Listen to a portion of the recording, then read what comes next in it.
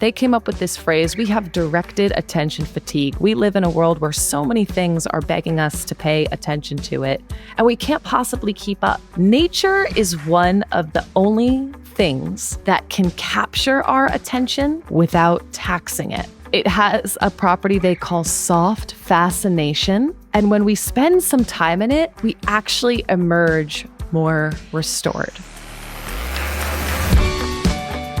Sea swimming, and not just, day at the beach sea swimming, but cold sea swimming in the middle of the winter, like Amanda does in this book, is great on a couple of levels. Number one, the physiological shock of your body submerging itself in these cold temperatures. I'm sure many of your listeners know about cold showers, the benefits that come with that. That's what's happening on one hand. And when you're struggling with depression, as Amanda was, some of it is about that physiological shock to your system. But another part of it is the challenge of sea swimming. This is not a pool. You're in the wild, open sea in the wintertime. And so putting yourself out of your comfort zone and doing this sea swimming course with other people, that on another level, again, extremely powerful for depression, gives you a sense of accomplishment, motivation. A third thing, of course, is the beauty of the cold, open sea. Gives you a sense of awe. Awe, we know, is the opposite of rumination. It takes us out of our heads and absorbs us in our environment. So for Amanda, when she was prescribed sea swimming for her depression, all of these three things were happening at once. And when I got in the water with her, I saw it myself, those first few moments when you're hesitating to go in the water and you're sort of having this full body reaction to the cold, to the joy, to the shock. You're giggling as if you are a child again. But then also actually becoming good at this, as Amanda was. She was terrified of sea swimming. And then when she found herself in the water with these other older ladies, she found her community.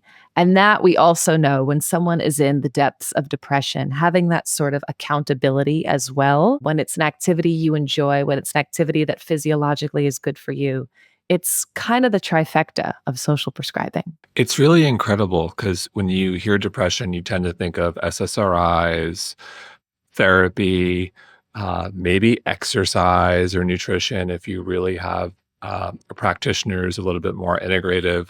But you don't really hear a lot about getting out in the ocean. And I think that's really powerful because people who are struggling are willing to try anything. And that's a really powerful anecdote. And the book is filled with so many. So we're just going to run through a lot of these. Another one I loved, cycling. Man was struggling with type 2 diabetes and cycling. Let's talk about that. Right. Frank was struggling with type 2 diabetes. And like many people, type 2 diabetes is associated with obesity. He would go to the doctor. His doctor would sort of wag his finger and say, you should eat better, you should exercise more. But Frank was also a truck driver, and that lifestyle lent him to, unhealthy eating, very sedentary lifestyle. So he meets this Dr. Ollie Hart who flips the script. Ollie is not about to wag his finger and say, you should eat better, you should exercise more.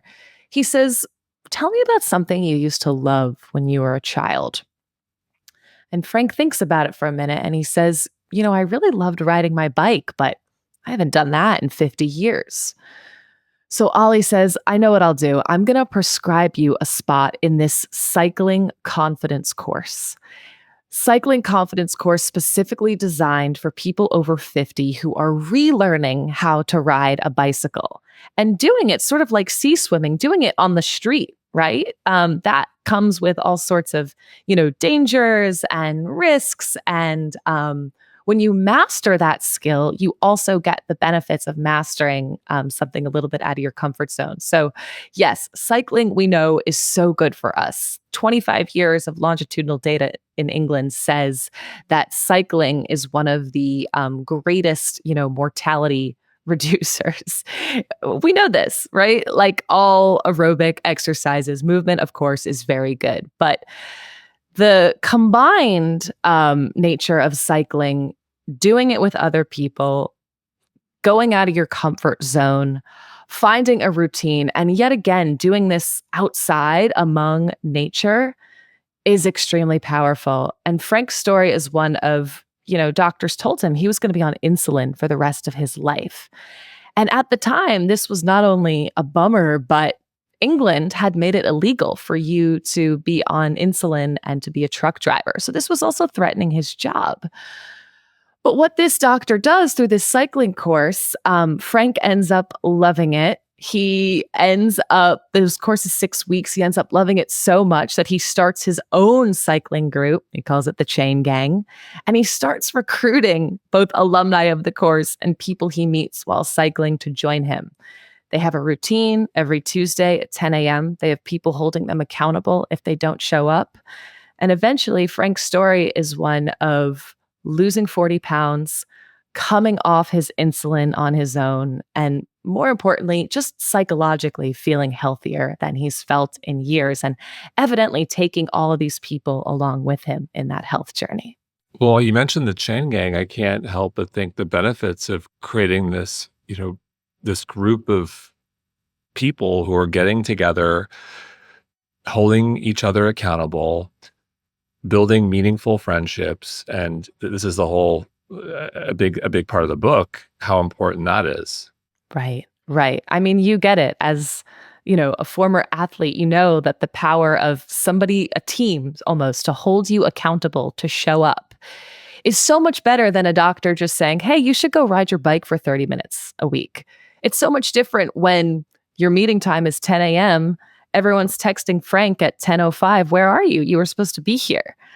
That, and what I love about the Chain Gang is, yes, they have their cycling. Yes, their cycling, is inclusive. Nobody tries to go too fast. They don't wear Lycra. They have all these funny rules about it. But they also do things together besides cycling. They meet up for holiday parties. They get tea together. And through this activity that they all found themselves doing, one woman says to me, we probably wouldn't have met otherwise in life. We all come from such different backgrounds, and yet having this shared love of this sport that's inclusive. And by the way, this cycling confidence course also provides people with access to bicycles so that it's not just, bring your own bike. It's really making it as easy as possible for people to participate. She says, I don't know where else I would have gotten this form of connection. And I think that, again, in addition to the cycling, is such a powerful knock-on benefit of social prescriptions. It is. It's beautiful. And so someone listening may say, okay, cold water therapy, cycling's exercise, I get it, but bibliotherapy, storytelling and bibliotherapy, that's going to raise an eyebrow.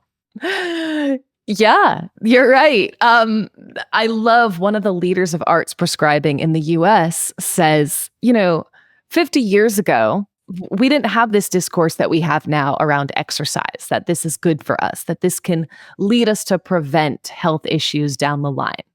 She believes, and I believe too, based on the evidence, that 50 years from now, we're going to be saying the same thing about art and culture.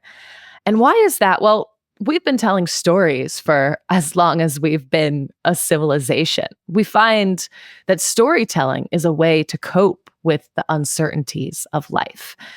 And this is why it's extremely effective for anxiety. What is anxiety? Anxiety is a maladaptive response to uncertainty. And it leaves us in our heads. It leaves us ruminating about the worst possible outcomes. And for Jonas, who was ultimately prescribed a form of bibliotherapy, it was really harrowing. I mean, he would have panic attacks. He couldn't leave the house. He developed an addiction to marijuana. He was diagnosed with agoraphobia. He was put on, benzodiazepines, put in intensive therapy. And then finally, he gets another kind of prescription through Denmark's culture vitamins program. And what these culture vitamins... We're going to have to talk about that. So before, let's tell the story, but Denver Culture Vitamins Program. Right, Denmark's Culture Vitamins Program. Yeah, Denmark. Let's pause there and spend a moment. Yeah. So, oh man, I love this program. First of all, the guy who runs it is, he leads the Danish Health Authority in this tiny town, Aalborg. And he is literally a rock musician. And he got into this work because he was so passionate about sort of flipping the script on mental health and art, the role that art can play in our mental health recovery. He said, a lot of these very well-meaning efforts to, destigmatize medication, destigmatize therapy are great because they are responding to the fact that many of us are anxious and depressed. But his whole philosophy is instead of coming around and sitting in a circle and talking about why we're anxious and depressed, let's come together through art. Let's talk about what makes us feel well. Let's do something together that we find so engaging and interesting that for a moment we can forget about our anxiety and depression. He really believed in this because he is a rock musician in this band, Indian Cane. And he says, I see when my singer really connects with the song she's singing, I feel something. I feel so present in that moment. And so he designs this program inspired by other sort of culture prescription templates, but he's really intentional about calling them vitamins because he thinks this is something that not just the sick can take. He thinks everybody would benefit from more culture, just like a vitamin. And so Jonas, who takes this and for whom bibliotherapy or really shared reading sessions at the library are one of these 8 culture vitamins in this course, it proved to be extremely powerful. He said to me, everywhere I went, I was just an anxiety story. And my anxiety started to become this self-fulfilling prophecy. If everyone was talking about my anxiety, I started to see the world through that lens. But through culture vitamins, through connecting over these, short stories and concerts and Harry Potter film nights, it's a form of escape, he says. He calls it an escape from his thoughts. And the mechanism behind that, bibliotherapy has proven to be really effective for kids struggling with anxiety. And that is because of the way that it takes us out of our head and allows us to identify through someone else's story some of the feelings we are experiencing. If we can see the character in the story, feel how we're feeling, and come to the other side of that feeling, then maybe we can too. And this is why humans have been telling stories for thousands of years.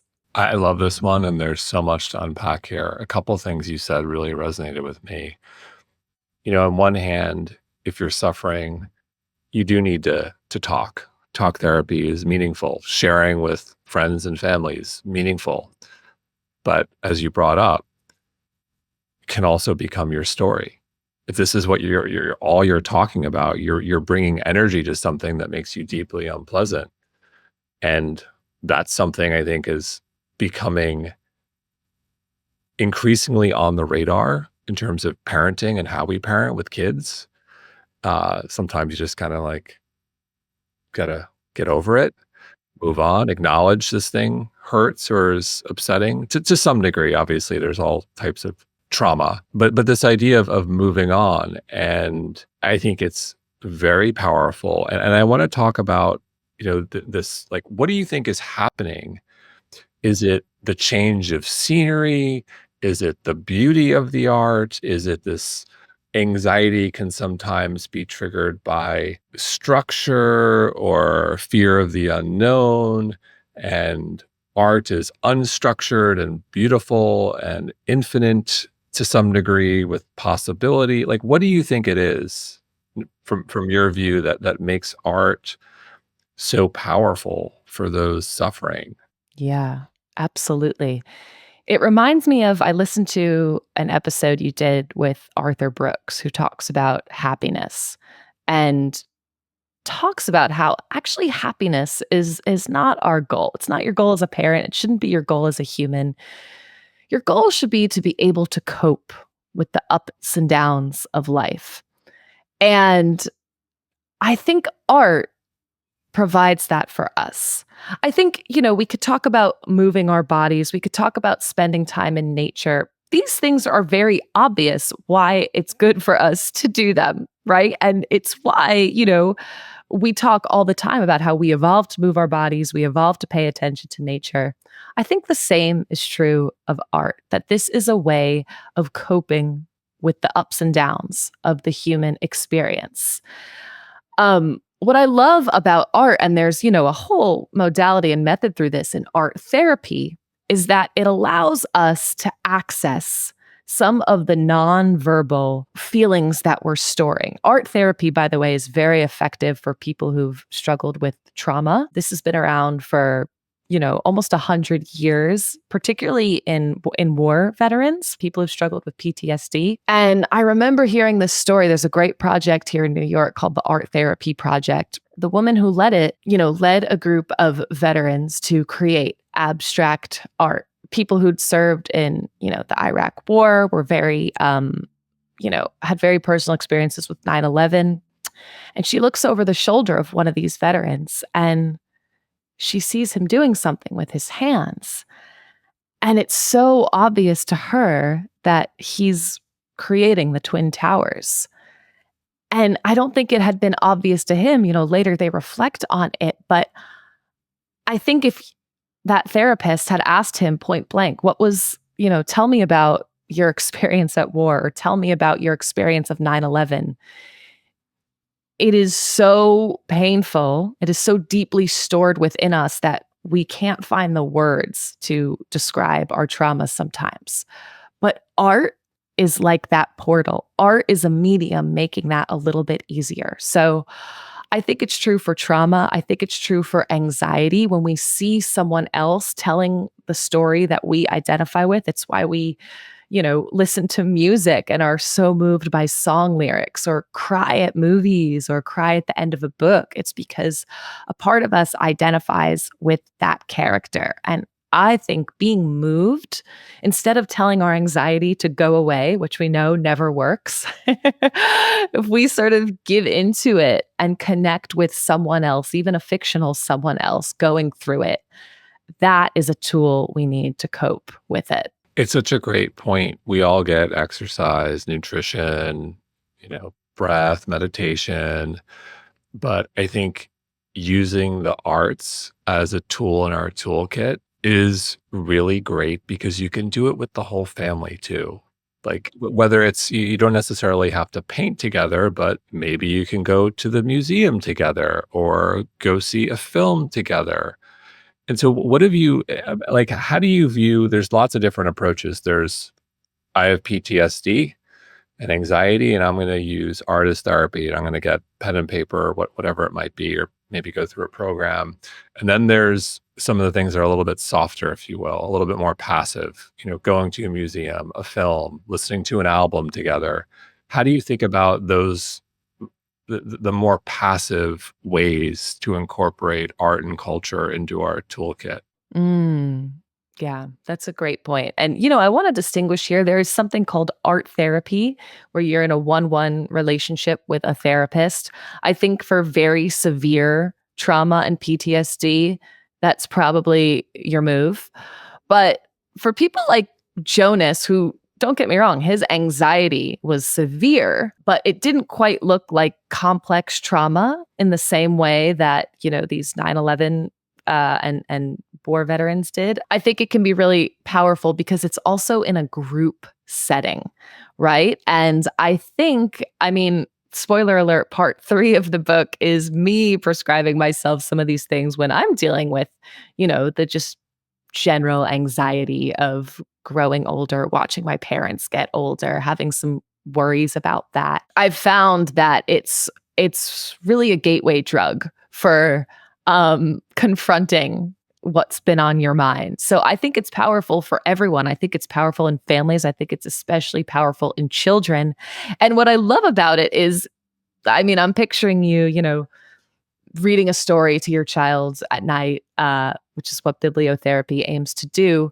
You don't have to say, I'm going to read you this story because I know you're having anxiety about your test in school tomorrow, or you're having anxiety about some fight, whatever. It's just natural. It's so natural to kids to create and receive art as a way of discovering their emotions. And that's what really struck me as I was both reporting on these more passive art prescriptions and going through them myself is you get in that kid mode again. You realize you're not so you're not so all-knowing after all, and that anxiety that you're experiencing is just a feeling, and actually seeing yourself and seeing that feeling in the story of others can be extraordinarily powerful. This is not just me saying this. I mean, there's a ton of data in the book that supports this. Well, what were some of the things that you found to be really helpful in your journey? Maybe share a couple, and everyone should pick up the book because the book is filled with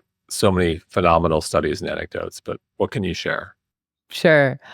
I think for me, one I've been identifying with lately as, an author coming out with a book, having to always be on top of my email, having to pay attention to every social media platform ever created, is a feeling of burnout and stress and trouble focusing. And probably my favorite social prescription is nature, right? Exposing ourselves to nature. And it's almost like I couldn't have, received this information at a better time to learn about what it is about nature that's so powerful. It turns out that, again, going back to these evolutionary times of how we evolved to move our bodies and tell stories, paying attention to the natural world was extremely important for us to survive, right? To pay attention to the birds and the trees and the fish in the river and the sun and the trees and that sort of thing. I mean, it was so important for our survival. And some really important researchers in the 1980s came out with a theory of like hearkening us back to that and suggesting that nature is one of the only things that can capture our attention without taxing it. And what do I mean by that? They came up with this phrase: we have directed attention fatigue. We live in a world where so many things are begging us to pay attention to it, and we can't possibly keep up, right? Our brains just sort of shut down and turn out, and the feelings of burnout and, lack of focus and lack of concentration are very real.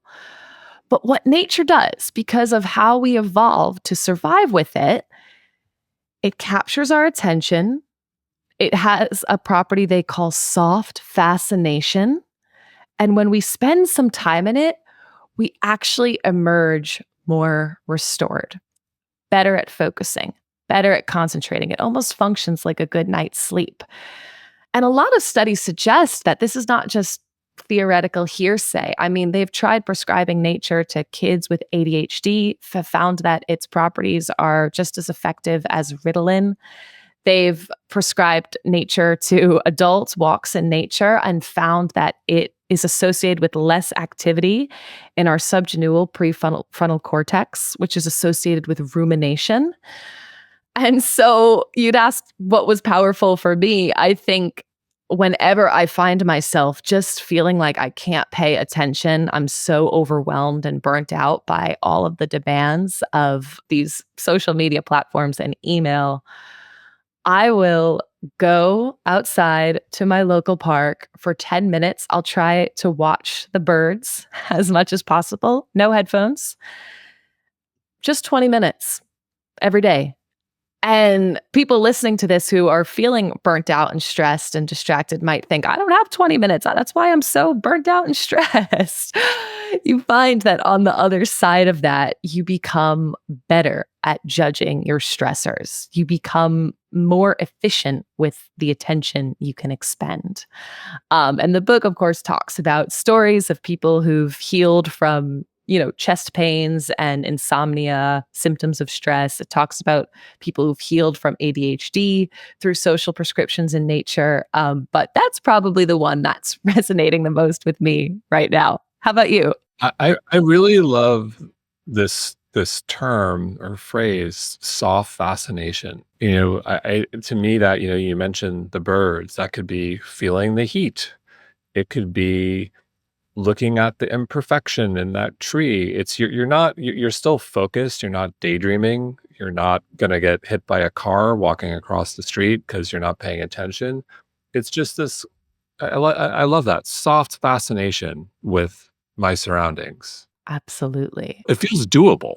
I think so. I mean, I think what I love about this is that it's not like in some of us. We might think, sure, our affinities for nature exist on a spectrum, but all of us, by virtue of being human beings, evolved to have that soft fascination within us. Maybe we just haven't found it yet for the people listening who are like, I don't mess with nature.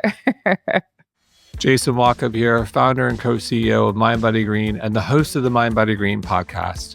Please subscribe. You'll never miss a show and you won't regret it. We're talking about nature, but before we started recording, you mentioned you live in Greenpoint. Yes, there's a park. Greenpoint, for those who are familiar with New York City, is not exactly like a lush green tropical playground. And so with soft fascination in mind, I also think of there's a lot of that in a city. There's oh, wow, look at the facade over there. Look at that. In some ways it could be overwhelming, but in other ways, something I appreciate about cities is the architecture and everything that's going on around you. Can that be effective as well? Or is it something specifically about the greenery that is the magic? I love that. I love that. It's making me think of the etymology of the word art is the imitation of nature.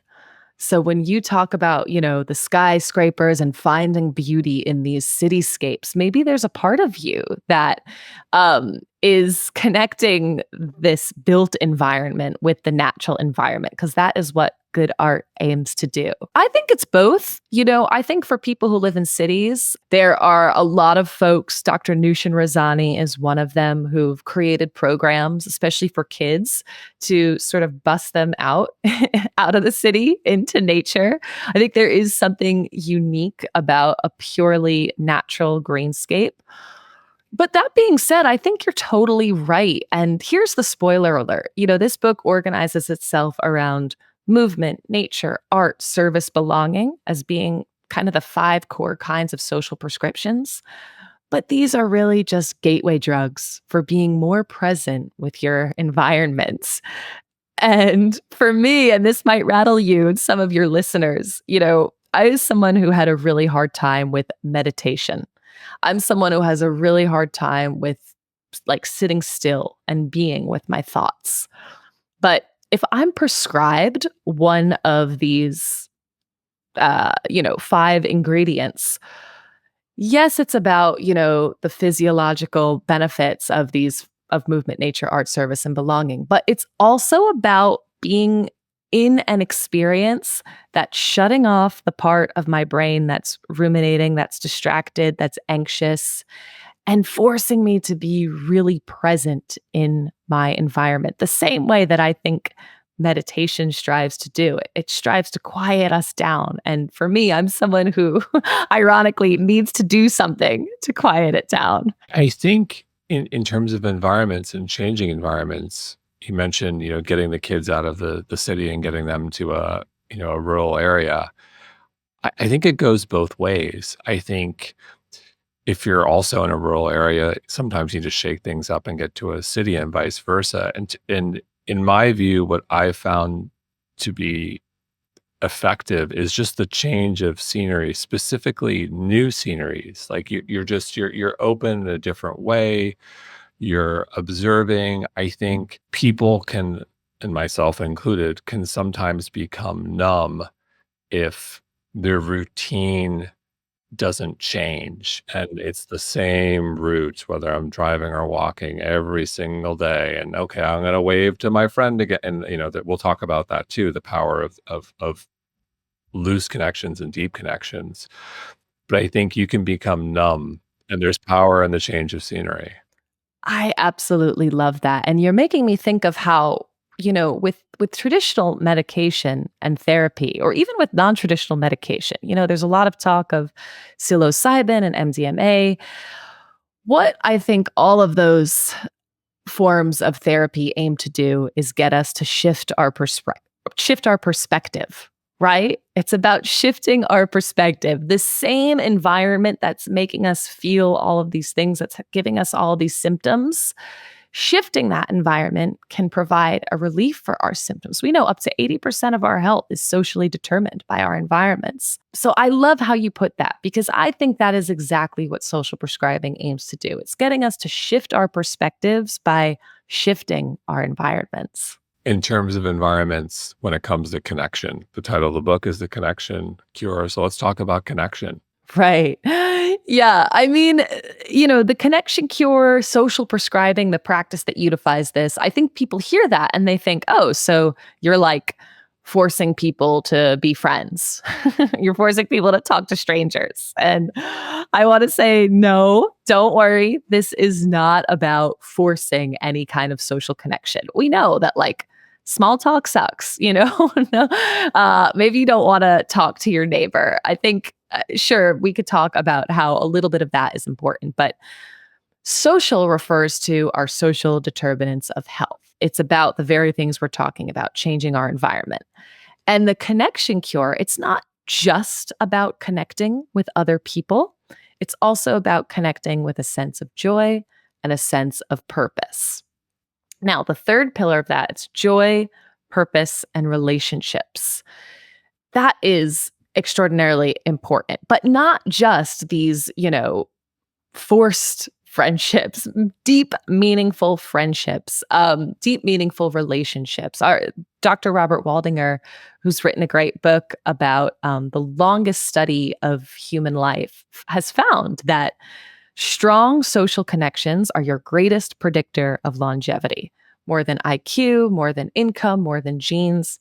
It really does come down to relationships.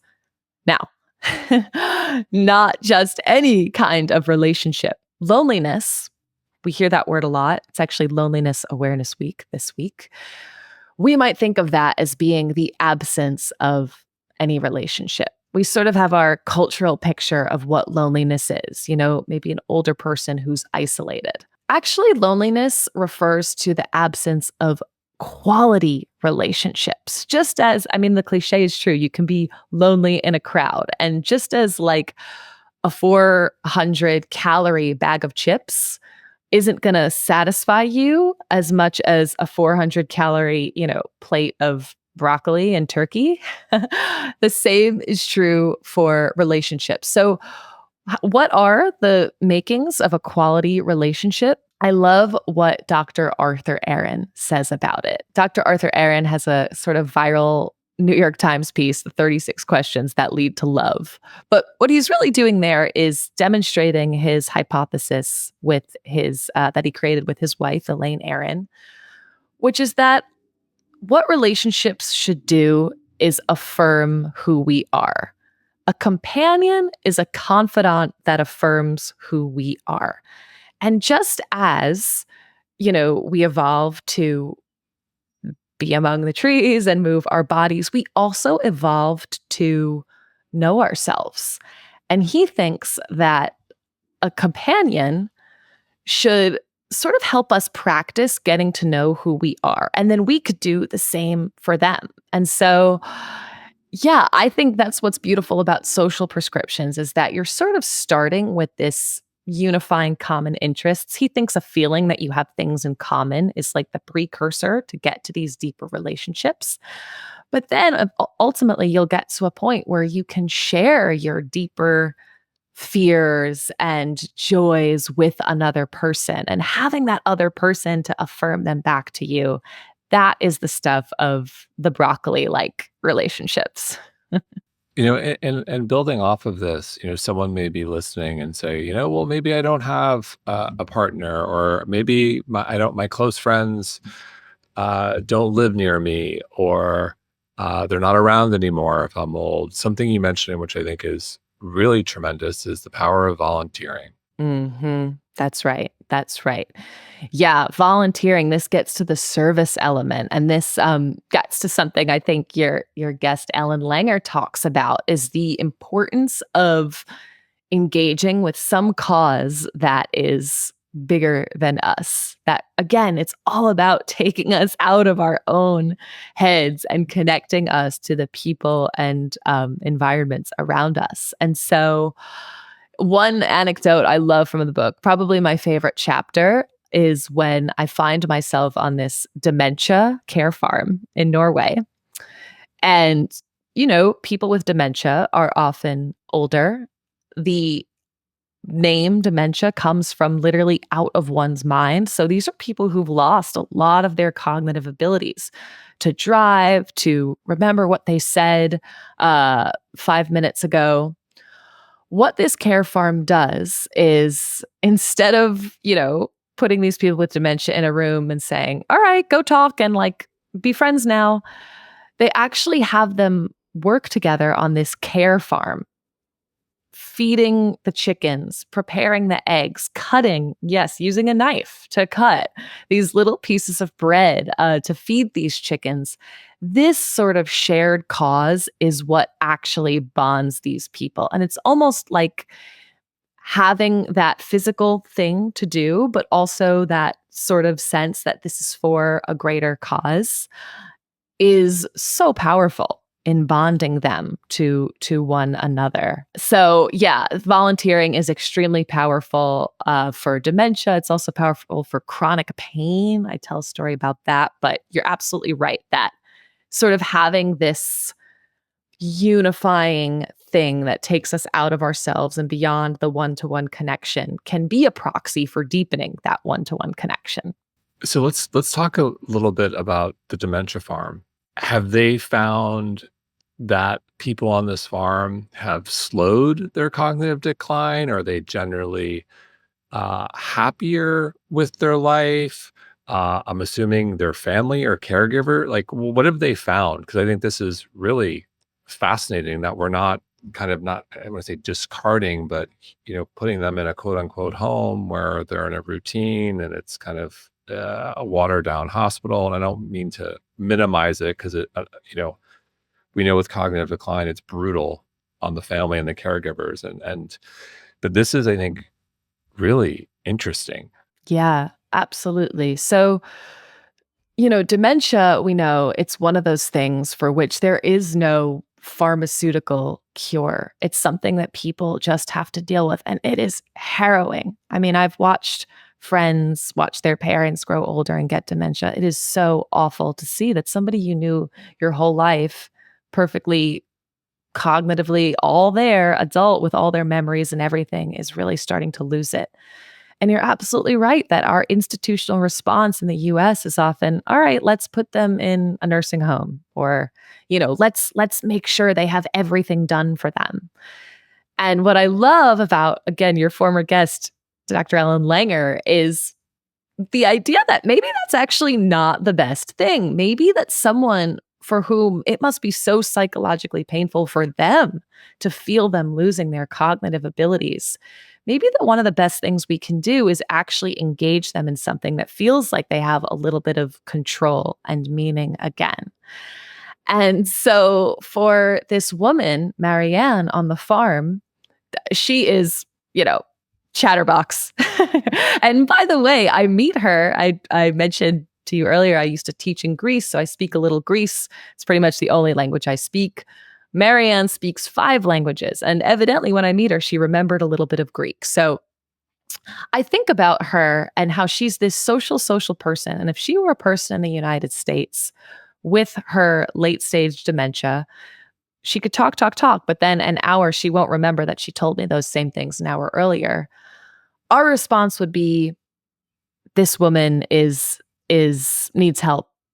She needs to be put with an aide. She needs constant care. And, I could totally sympathize with that reaction. Of course, someone's suffering. You just want them to have the best care. But for Mariana, she says, if I had to be by myself all day, if I had to be alone with my thoughts and I couldn't share them with anyone, and if I was made to feel like I couldn't do anything anymore, that would be the worst thing for me. And she says it very simply. She says, here I come every day. I have breakfast, I sit in the sun, I talk with people, and I do my work. And in those moments, I forget that I have this condition. So I think that's it. It's improving their quality of life. Feels like there's a lot we can learn from our friends in Scandinavia between the Dementia Farm at Norway. Denmark's got culture vitamins. What are they doing so right over there? Yeah, I get that a lot. I mean, it's true that in places that have had a stronger social safety net, in places where healthcare is nationalized, there's more of an incentive for, and also, let's be honest, these are tiny, tiny countries.